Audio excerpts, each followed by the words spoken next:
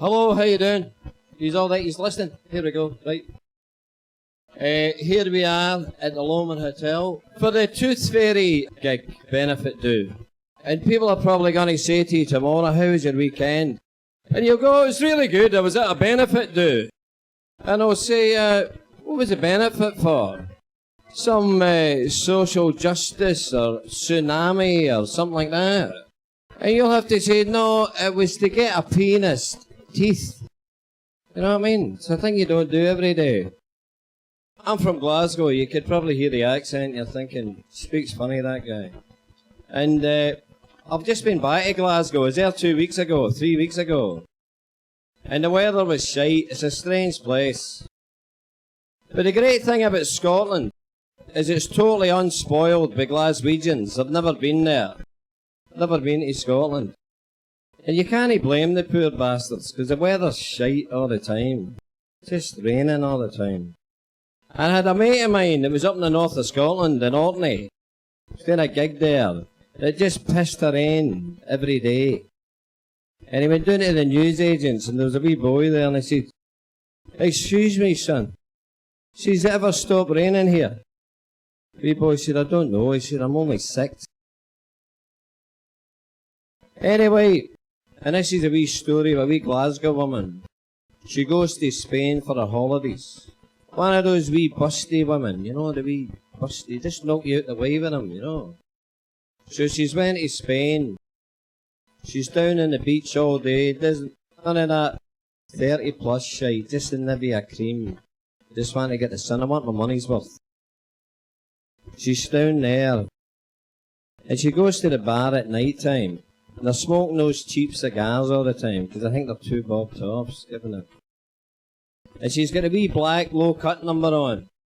So you could see where the red finishes and the white begins, you know.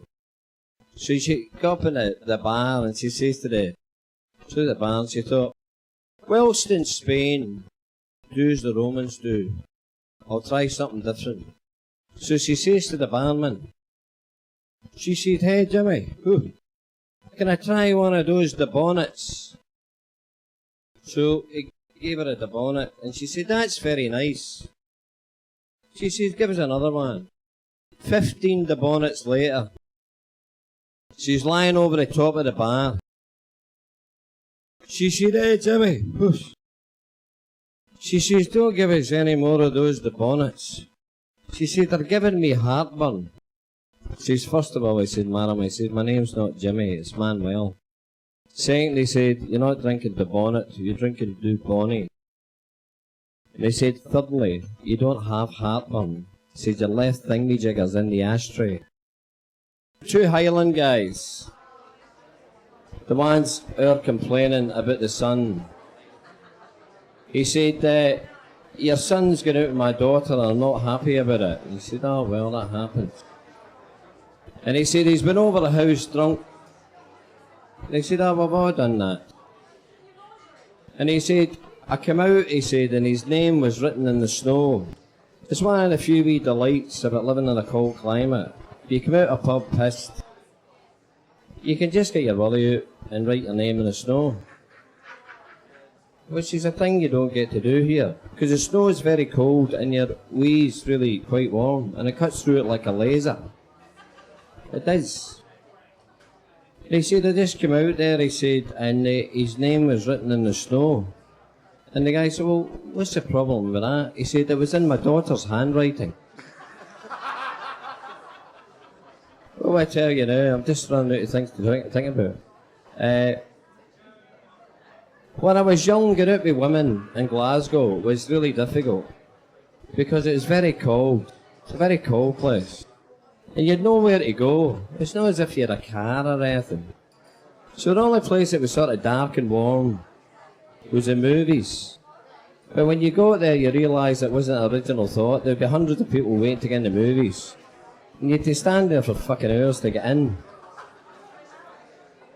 And cold weather just plays fucking havoc with a man's body. 10 degrees below zero, with the temperature dropping. Your willy just sort of shrivels up, and your scrotum just has a mind of its own. it just sort of disappears into the recesses of your body. And as it does, a wee strange noise comes out your body, and no heard me go, and she says, what happened? And you go, oh, nothing. There's strange things. I'm running out of things to talk about.